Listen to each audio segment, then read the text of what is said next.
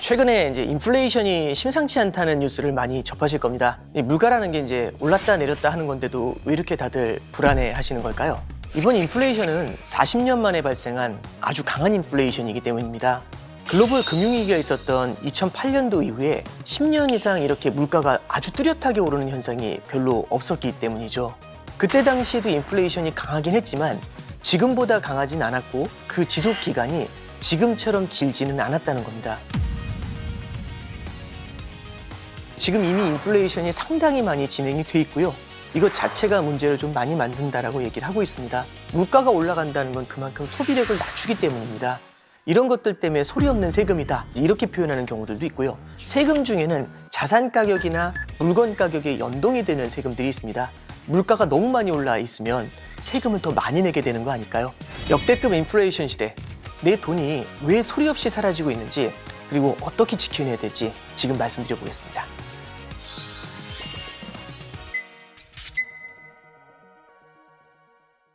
안녕하십니까, 오건영입니다. 인플레이션 하면은 많은 분들이 그렇게 말씀을 하세요. 물가가 오르는 현상이다 라는 말씀을 해주시는데 그건 정확합니다. 제가 갖고 있는 시계가 10만 원짜리였는데 이게 100만 원이 됩니다. 영어로는 인플레이트 된다고 해가지고 이게 물가가 오른다, 인플레이션이다 이렇게 얘기를 하겠죠. 근데 이 인플레이션이라는 것 자체가 이제 가져오는 현상 중에 우리 꼭 봐야 될 게 뭐가 있냐면, 인플레이션이 물건의 가격이 올라간다라고 생각할 수도 있지만 뒤집어 말하면요, 화폐 가치가 하락한다라고 생각을 할 수 있습니다. 왜 그러냐면 예전에는 10만 개의 원화가 있으면 이 시계를 살 수 있었는데 이제는 100만 개의 원화가 있어야 이 시계를 살 수 있지 않습니까? 시계의 가치는 그대로 존재합니다. 그런데 문제는 뭐냐면 화폐의 가치가 떨어져가지고 100만 개를 줘야지 동일한 시계를 살 수 있다는 얘기죠. 그래서 우리는 인플레이션은 물가가 오른다는 개념으로도 이해를 해도 되지만 화폐의 가치가 하락한다 이렇게 해석을 할 수 있습니다.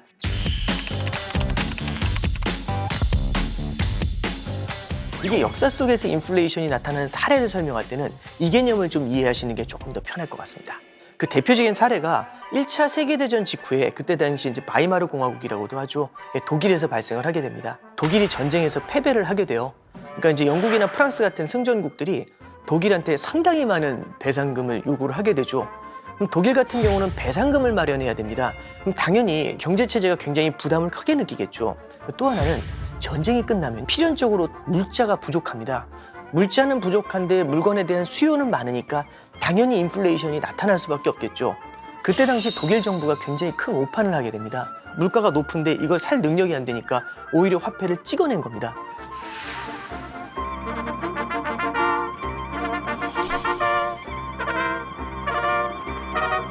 아까 말씀드렸었죠. 인플레이션은요, 물가가 오른다는 말도 되지만 화폐 가치가 하락한다는 말도 됩니다. 화폐 가치가 하락하고 있는데 화폐의 공급을 늘려버린 케이스가 된 거죠. 그럼 어떤 일이 벌어질까요? 화폐 가치가 더 떨어집니다. 그럼 물가가 상대적으로 더 뛰어 올라가겠죠. 이게 계속해서 이어지다 보면 이 화폐 가치가 큰 폭으로 하락을 하고 물건의 가격이 굉장히 크게 뛰는 이른바 이제 하이퍼 인플레이션으로 이어지게 되는 거죠. 이 사진을 보시면요, 난로에 이제 불을 지피려는 여성들이 손에 쥐고 있는 게 혹시 보이세요? 그게 돈입니다. 이 장작이 아닌 돈다발로 난로를 때려 한다. 대단한 부자들인가요? 그게 아니라요, 하이퍼 인플레이션으로 장작값도 하루에도 수차례 오는 데다가 구하기도 어려워요. 그러면 장작을 떼는 것보다는 돈으로 불을 지피는 것이 편하고 싸게 먹힌다고도 하죠. 이때 이제 유명한 일화가 하나 있는데, 빵 하나를 사려고 사람이 돈을 수레에 싣고 가야 할 정도가 되죠. 그때 당시 빵 1kg 가격이 4,300억 마르크에 달했다고 합니다. 근데 물건을 살 때도 이렇게 싣고 가는데 너무 힘들어가지고 잠깐 쉬어요. 그럼 어떻게 되냐면 갑자기 도둑이 와가지고 그 현금은 버리고 수레만 갖고 도망갔다 사례들도 있습니다. 2000년대 초중반에도 짐바브웨라는 나라가 있어요.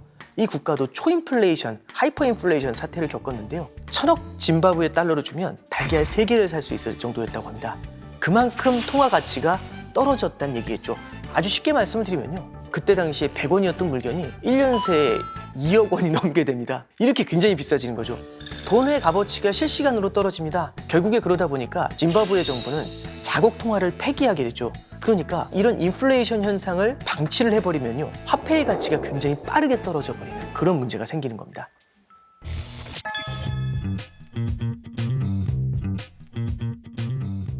코로나 사태 직후에 굉장히 많은 경기 부양책을 하면서 화폐 가치가 많이 떨어지게 되고 이게 지금의 인플레이션을 만들었다. 이렇게 판단한 게 대부분의 전문가분들이 말씀하시는 이유입니다. 왜 그렇게 화폐를 많이 공급을 했을까? 2008년도에 글로벌 금융위기가 닥친 다음에 전 세계 경제가 굉장히 어려운 상황에 처하게 됩니다. 그때 리먼 브러더스라는 세계 4위 수준의 투자은행이 파산을 하게 되는데요. 시중에 돈이 모자라는 일이 벌어지게 돼요. 돈이 돈다는 얘기는 온몸으로 따지면 혈액이 도는 거예요. 혈액이 돌진 않습니다. 그리고 이 은행이 심장과 같은 역할을 하고 있는 건데 이게 확 멈춰버려요, 심장이. 그럼 어떻게 될까요? 온몸에 피가 돌지 않으면서 앞으로 쓰러져 버리겠죠. 그래서 사실상 은행들의 은행이 있습니다. 그게 누구냐면은 중앙은행이죠.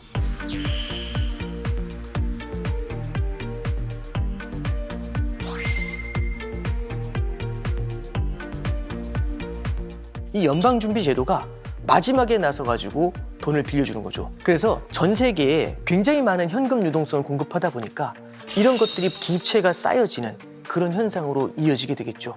그래서 이 글로벌 금융위기라는 게 저성장을 만들 뿐만 아니라 또 하나는 거대한 빚으로까지 이어졌다. 이제 이렇게 생각을 할 수가 있을 겁니다. 그러면 그렇게 돈을 많이 공급했다고 하는데 이 돈이 어디 갔나요? 착한 사람 눈에만 보입니까? 이제 이런 질문들도 되게 많이 하세요. 중앙은행은 시중은행을 거래를 하거든요. 그러니까 시중은행이 중앙은행에 당좌 계좌가 있습니다. 그래서 그냥 일반 서민을 대상으로 해서 대중을 대상으로 해서 막 하늘에서 돈을 뿌리고 이제 이런 게 아니라 시중은행의 유동성 현금을 많이 늘려주게 되는 그런 역할을 하게 됩니다. 그러니까 무조건 그게 나쁘다라고 말씀드릴 수 있는 게 아니라 너무 과하다 보면 이게 이제 문제가 생기는 건데 글로벌 금융위기 이후에 오랫동안 그렇게 많은 유동성을 공급을 했어도 화폐 가치가 무너지는 현상이 나타나지 않았기 때문에 인플레이션이 찾아오지 않았기 때문에 경계감이 좀 풀렸던 거 아닌가? 그런 생각을 해보게 됩니다. 글로벌 금융위기 이후에 K자 성장이라는 그런 모습을 보이거든요. K로 크게 주저앉은 다음에 어느 정도 회복이 되다가 금융시장은 크게 뛰고 실물경제는 주저앉는. 그래서 대표적으로 보시면 이 자산 가격 뛴 게 부동산 가격의 상승으로 이어지게 되잖아요. 미국이나 뉴질랜드, 중국이나 캐나다, 그리고 우리나라 같은 경우도 주택 가격이 굉장히 크게 뛰어 올랐고요. 특히 코로나 사태 이후를 한번 잠깐 생각해 보시면 코로나 사태 당시에 금융시장도 무너지고 실물경제도 무너졌었죠. 그때 당시에 거대한 유동성을 공급을 합니다. 근데 유동성을 공급한다고 해서 바이러스가 치료가 되진 않죠. 실물경제에서는 락다운이 그대로 존재해요. 근데 유동성은 공급이 됐지 않습니까? 그럼 그 유동성이 금융시장에 가서 고였겠죠. 그래서 대표적으로 전 세계 주식시장이 뜨겁게 반응하는 모습을 보일 수가 있습니다. 그래서 코로나 사태 당시에 1400포인트 정도까지 떨어졌었던 코스피 지수가 어마어마한 부양책에 힘을 부어가지고 코로나 직후에 3300포인트를 넘는 그런 초강세를 보였던 게 그때 당시의 사례라고 볼 수가 있습니다. 이제 이렇게 한번 잠깐 생각을 해보죠. 개미와 배짱이의 우화를 하나 좀 말씀을 드려볼게요. 배짱이는 매일매일 바이올린을 키면서 이러고 누워있고, 그죠? 개미는 진짜 소처럼 열심히 일을 합니다. 우리가 보는 장면은 배짱이가 개미네 집에 찾아가고 개미가 이제 따뜻한 죽을 대접을 하는 이제 그런 아름다운 결말, 이제 이런 걸 기억을 하실 겁니다. 근데 이제 엄청난 반전이 찾아오는 건 이런 거죠. 배짱이는 열심히 놀고 개미는 돈을 쌓았는데 거대한 하이퍼 인플레이션이 찾아온 겁니다. 배짱이가 가지고 있는 바이올린이 몇천억 원이 되는 이런 일이 벌어지는 거죠. 그럼 개미들은 열심히 일을 해가지고 캐쉬를 모아놨는데 이게 다 휴지 조각이 되고 배짱이는 바이올린 팔아서 거대한 부자가 되고 동심 파괴라고 생각을 하실 수도 있지만 이 인플레이션이라는 것 자체가요, 화폐 가치를 과도하게 떨어뜨리게 되니까 우리는 노동을 하면서 임금을 받잖아요. 그 캐시의 가치가 하락하게 되면 노동의욕이 떨어지는 문제가 생기게 되겠죠. 그럼 실물 경제에서 노동의욕이 떨어지니까 생산성도 떨어지게 되겠죠. 근데 그 상태에서 물가가 더 올라가요. 그러면 물가가 너무 올랐으니까 소비도 하지 않아요. 그럼 실물 경제 전반에 성장이 멈추어 버리는 문제가 생기겠죠. 그래서 인플레이션이 너무 심각하게 올라간다는 게요, 이걸 그냥 방치를 했었을 때는 굉장히 무서운 일이 벌어질 수도 있습니다. 이런 걸 우리가 좀 고민을 해야 되겠죠. 실제로 이제 인플레이션이 실물 경제를 위협했었던 선진국의 사례가 있습니다. 1970년대 이제 석유 파동을 말씀을 드려볼 수가 있을 것 같아요. 기존에는 석탄을 중심으로 움직이던 세계가 이제는 석유를 중심으로 움직이게 되죠. 그 원유에 대한 공급은 중동의 산유국을 중심으로 해서 일어나게 되겠죠. 그런데 4차 중동 전쟁이라는 게 터지게 됩니다. 이스라엘하고 중동 국가들 간에 분쟁이 일어나게 되죠. 이걸 이제 미국에서 좀 지원을 해줬어요, 이스라엘을. 그러다 보니까 중동 국가들하고 미국하고의 사이가 좀 멀어지겠죠. 중동 국가들이 미국에 대해서 원유 수출을 갖다가 금지하는 그런 명령을 발동을 하게 됩니다. 그럼 우리가 그때 당시 미국에 있었던 사람들이라고 생각해보죠. 석유가 수입이 안 된다는 뉴스가 나와요. 그럼 어떤 생각이 딱 들까요? 주유소로 뛰어가야죠. 주유소로 뛰어갔는데 사람들이 다 줄 서 있지 않을까요? 왜? 저만 그 생각을 하는 게 아닌 거니까. 마스크 기억나세요? 줄 서서 마스크 받았던 거? 구할 수 없을 거라고 생각하면 사람들은 더 많이 쟁여놓고 싶지 않을까요? 이른바 가수요가 생겨납니다. 그래서요, 70년대 초반에 1배럴에 $2 정도였어요, 유가가. 79년도 이럴 때는 배럴당 $40를 넘습니다. 20배 가까이 올랐다. 이렇게 원자재 가격이 큰 폭으로 뜁니다. 그럼 기업들 입장에서는 이걸 팔수록 손해낼 수 있지 않습니까? 어떻게 해야 될까요? 판매가를 엎어야겠죠.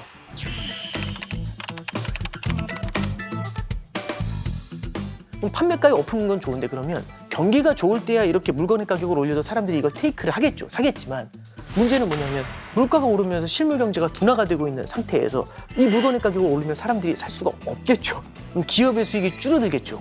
기업의 수익이 줄어들면 신규 투자를 할까요? 안 하죠. 투자를 안 하죠. 고용이 줄죠. 사람이 돈을 못 벌죠. 소득이 없으면 소비 안 하죠. 기업의 수익이 줄죠. 투자 안 하죠. 고용이 줄죠. 소득이 없죠. 소비 안 하죠. 기업의 수입이 감소하죠. 그만하는 게 낫겠죠. 인플레이션이 실물 경제를 짓누르는 패턴이 계속 반복이 되는 거예요.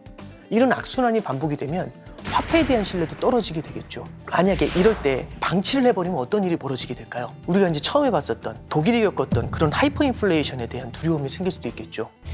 정리를 잠깐 해보면요, 최근에 나타난 인플레이션의 원인에 대해서 한번 좀 진단해서 말씀을 드려봤습니다. 저성장이 이어졌었죠, 글로벌 금융위기 이후에. 그리고 이런 저성장 기조 하에서 부채가 굉장히 많이 쌓여 있었습니다. 그런데 코로나19가 닥쳤고요. 이걸 해결하기 위해서 미국에서는 정부도 그렇고 중앙은행도 그렇고 상당히 많은 지원금을 공급을 했죠. 그래서 이것들이 다소 과도하게 진행이 되면서 인플레이션을 깨우게 만들었다. 그렇게 이제 볼 수가 있을 것 같습니다. 인플레이션 자체가 아주 마일드한 약한 인플레이션 정도는 실물 경제의 성장을 부양을 할 때 도움을 줄 수는 있다고 생각을 합니다. 그런데요, 인플레이션이 너무 커지고 너무 강해지고 그 너무 강해진 인플레이션을 놓아두면 더욱더 커지게 되겠죠. 이렇게 되면 실물 경제의 양극화가요, 굉장히 커지게 됩니다. 근데 눈앞의 시기에선 그럴 수 있는데 더 이어지면 어떨까요? 실물 경제 자체가 주저앉는 문제가 생기죠. 이게 부자들한테 과연 좋은 일이 될까요? 모두가 지는 게임이 될 수가 있습니다. 그래서 특정한 인플레이션이 너무 심각하게 진행되는 것들, 이런 데에 대해서는 우리가 제어를 해야 된다. 이렇게 말씀드릴 수 있을 것 같습니다. 역대급 인플레이션 시대. 인플레이션을 제압을 하기 위해서 금리를 빠르게 인상을 하고 있습니다. 물가 상승을 막기 위해서는 금리를 올리면 되겠죠. 근데 이제 문제는 뭐냐면 반대 사이드에 있는 성장이라는 겁니다. 과거에 이제 일본이 잃어버린 30년 이런 얘기들을 하고 있지 않습니까? 한국 경제 같은 경우도 일본화 현상이 나타나는 거 아니냐? 이 디플레이션도요, 정말 무섭습니다. 이게 성장을 주저앉는 문제를 만들어요.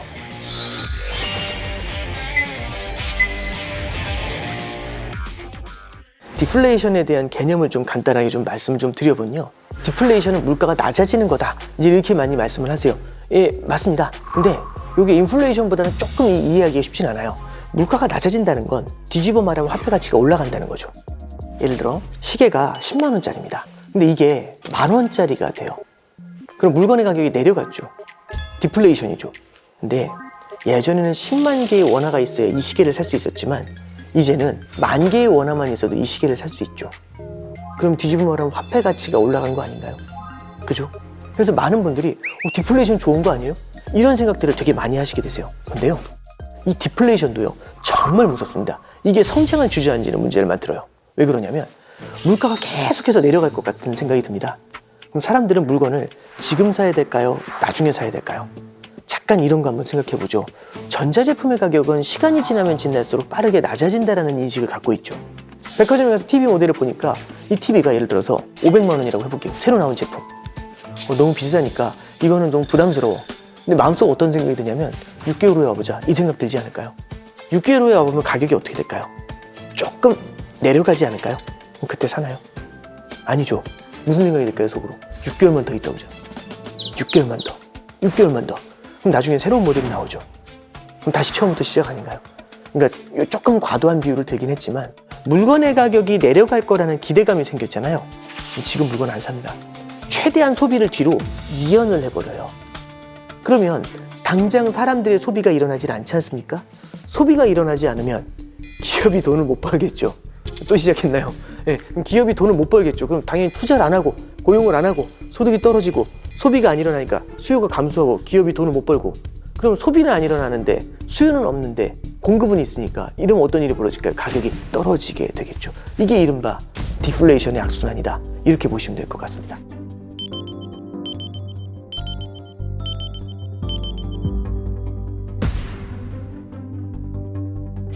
그러면 성장이 주저앉았었던 대표적인 케이스가 뭐냐면, 과거에 이제 일본이 저성장의 늪에 완전히 빠져버렸다는 얘기 들어보셨죠? 일본 경제가 디플레이션이라는 악재를 겪었기 때문입니다. 잃어버린 30년, 이런 얘기들을 하고 있지 않습니까?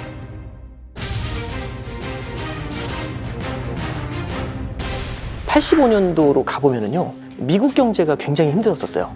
왜 그랬냐면 석유 파동이 70년대에 있었지 않습니까? 이 인플레이션을 해결하기 위해서 미국에서는 80년도 초반에 금리를 20% 이상 올렸습니다. 그러면 미국 달러를 보유했었을 때는 20% 가까운 이자를 받는 거예요. 달러가 어마어마한 강세를 보입니다. 달러 가치가 강하다는 얘기는 달러 표시 물건의 가격이 올랐다는 얘기가 되겠죠. 미국 입장에서는 수출이 굉장히 어려웠을 겁니다. 대신에 해외 물건을 수입할 때는 훨씬 쉽죠. 왜? 달러가 올랐으니까. 그런데 수입은 많이 하는데 수출이 안 돼요. 그럼 이런 건 무역 적자라고 하죠. 무역 적자가 굉장히 심해지고요, 수출 제조업 기업들이 무너지기 시작을 합니다. 그래서 자동차 산업부터 시작을 해가지고 일본이나 서독한테 굉장히 많이 밀리기 시작을 해요. 그래서 85년도 9월 달에 이걸 해결하기 위해서 G5 회의가 있었습니다. 주요 국가들 5군데가 모여가지고 대화를 나누는 건데, 거기서 이 일본의 엔화가 너무 약하게 평가받고 있고 달러가 너무 과하게 평가받고 있으니까 이걸 좀 조정해야겠어 라고 얘기를 하죠. 그걸 이제 플라자 합의라고 합니다.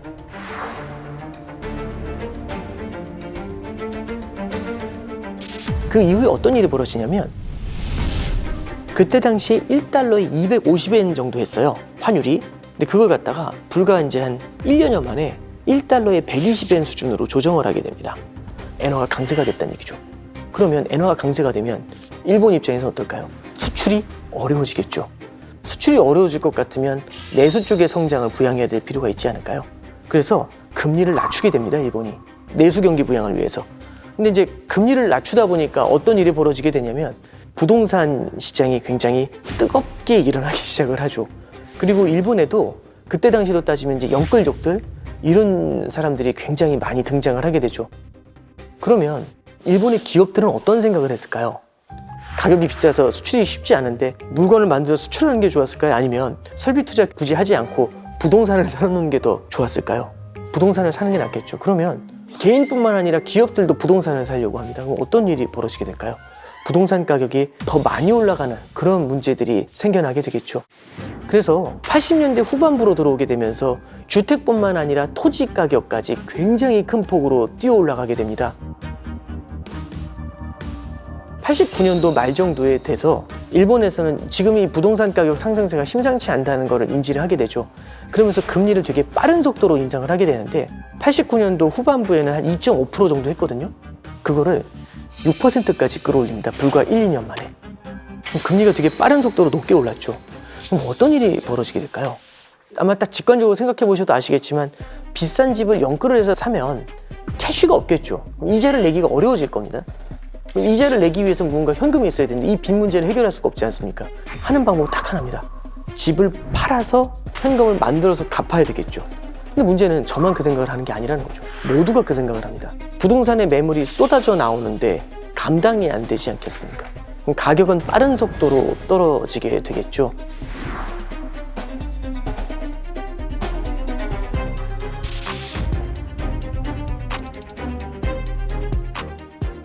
이 충격이 뭐하고 같이 겹치게 되냐면, 일본이 부채가 많았다라는 겁니다. 부채가 많은 상태에서 자산 가격이 떨어지니까 충격이 훨씬 컸겠죠. 사람들이 소비를 할 수가 없겠죠. 사람들이 소비를 못하면 기업이 돈을 못 벌겠죠. 너무 많이 얘기해가지고 이제는 좀 그런 느낌이 드네요. 이른바 디플레이션의 악순환으로 이어지게 되면서요, 일본 경제를 30년 동안 흔들어놨었던 대표적인 케이스였다, 이렇게 보시면 됩니다. 2013년에 이걸 돌파하기 위해서 아베노믹스를 시행을 합니다. 세계의 화살이라고 불리는 정책을 쓰는데, 이게 뭐냐면, 하나의 화살은 꺾이기가 쉽지만 세 개의 화살이 못 꺾는다. 그래서 첫 번째는 무제한으로 돈 풀기, 물가가 2%까지 올라올 때까지. 그 다음에 과감한 구조개혁, 그 다음에 과감한 재정 지출. 이 세 가지를 한꺼번에 시행하는데요. 실제 아베노믹스를 그렇게 오랫동안 유지를 했어도 물가가 오르지 못했고요. 러시아 우크라이나 전쟁 터지면서 국제 유가가 막 너무 많이 오르고 하다 보니까 최근에 이제 일본 물가가 2%를 넘는 이제 그런 상황에 이제 처하게 된 겁니다. 그만큼 디플레이션의 늪이 굉장히 깊다라는 거고요. 디플레이션이 무서운 것이다. 이제 이렇게 말씀드릴 수 있을 것 같습니다. 최근에 보면 우리나라도 부동산 가격이 굉장히 많이 올랐다가 조금 빠지고 있는 구조지 않습니까? 이러다 보면은 일본처럼 장기 불황에 빠질 수 있어 라는 생각이 드시는 분들도 있을 거고요. 한국 경제 같은 경우도 과거 90년대의 그런 역동적인 모습보다는 2000년대 들어와가지고 우리나라 같은 경우도 저성장 기조에서 쉽게 벗어나지를 못했었어요. 그런데 비단 우리나라만의 이슈가 아니고요. 글로벌 금융위기 이후에 전 세계가 저성장 기조에 빠졌을 때 저페니피케이션이라는 말이 유행을 했어요. 모두가 일본화 된다라는 그런 얘기가 있었거든요. 그래서 이제 일본화에 대한 두려움은 결국엔 부동산 가격이 너무 많이 올랐던 것들이 흔들린다라는 이슈, 두 번째는 저성장 기조에서 쉽게 빠져나오지 못하면서 오랫동안 그런 기조가 이어진다는 이슈, 이런 것들이 좀 같이 엮여 있다 보니까 그런 생각들을 좀 많이 하게 되는 것 같습니다. 그렇지만 우리는 그때 당시 일본이 어떤 실수를 했었는지를 잘 알고 있죠. 이런 것들이 각국 중앙은행에게도 하나의 반면교사가 될 수가 있습니다. 그래서 무조건 오지 않는다 이렇게 말씀드리기도 어렵지만 무조건 기계적으로 그때 일본처럼 따라갈 것이다 이렇게 생각하는 것도 조금 과도하지 않나 생각합니다.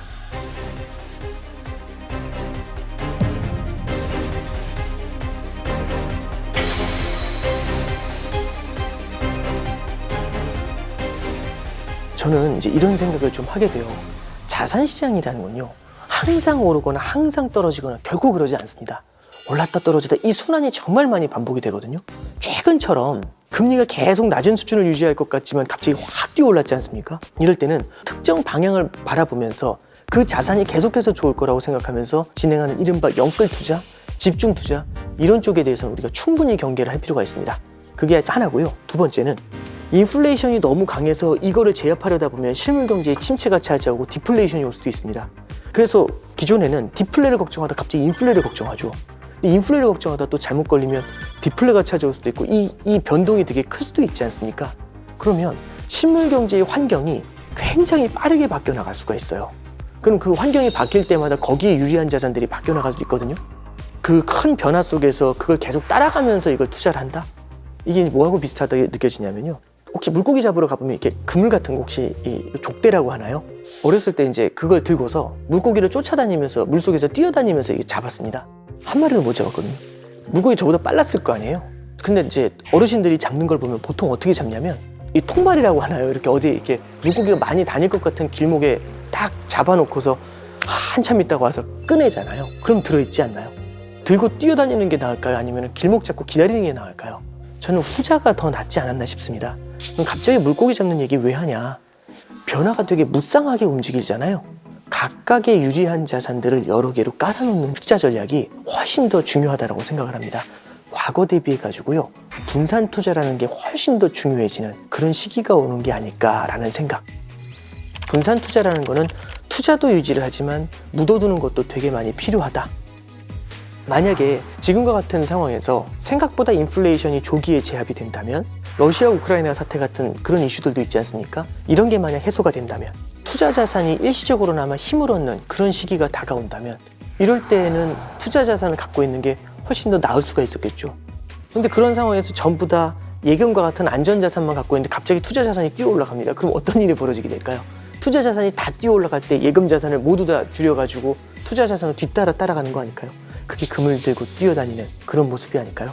그래서 저는 길목을 잡고 기다리다가 자산 가치가 올랐을 때 이거를 확보해 나가는 전략, 이걸 쌓아나가는 전략들, 이런 것들이 좀 중요하다라고 생각을 하고요. 분산 투자하세요라고 말씀드리면, 알았어요, 예금하고 주식하고 나눌게요. 방금 전에 말씀드린 건 자산의 분산입니다. 안전자산과 투자자산을 나누는 거죠. 이것만 있는 게 아닙니다. 대안자산이라는 게 있어요. 대체자산. 그게 뭐냐면 예금이나 주식이 커버하지 못하는 영역이 있어요. 원자재와 같은 자산이죠. 이렇게 한 서너 가지 자산군으로 나누는 방법이 있습니다. 그래서 첫 번째는 자산의 분산하는 방법이 있어요. 자, 그런데 두 번째는 종목을 분산하는 방법이 있는데, 그게 뭐냐면 주식에는 여러 종류가 있을 겁니다. 비단 하나의 종목을 선택하는 것뿐만 아니라 대형주와 소형주로 나눠지죠. 성장주와 가치주로 나눠지죠. 그리고 미국 주식과 한국 주식으로 나눠지죠. 자, 그러면 특정한 자산군 내에서도 디테일로 나눌 수가 있다는 거. 그 다음에 세 번째는요, 우리나라 원화가 무너질 때 반대편에서 달러가 뛸 수가 있습니다. 그러면 달러 자산도 일정 부분 가져갈 수도 있겠죠. 이런 걸 뭐라고 하냐면 통화의 분산이라고 얘기를 합니다. 마지막으로 지금까지 말씀드렸던 자산, 종목, 통화의 분산이라는 건 지금의 하나의 스냅샷만 보면서 들어가는 겁니다. 근데 이게 계속 바뀌어 나갈 수가 있겠죠. 그럼 어떻게 하면 될까요? 가장 좋을 때 사서 더 올랐을 때 팔고, 이런 타이밍을 잡아야 되는 문제가 생겨요. 근데 그렇게 가는 게 아니라 이런 스냅샷들을 여러 개를 끊으면 어떻게 될까요? 다양한 순간순간에 있는 상황들을 테이크할 수 있겠죠.